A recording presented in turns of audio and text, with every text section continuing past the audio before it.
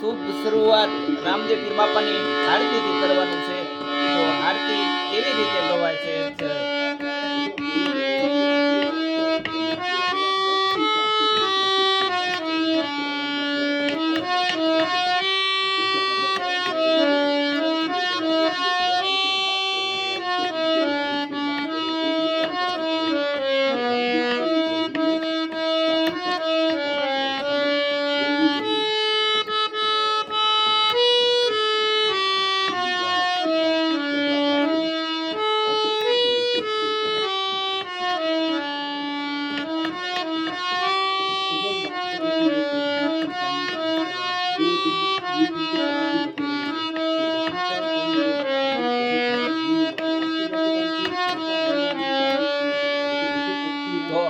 આ આખી આરતી આ જ રીતે વાગશે.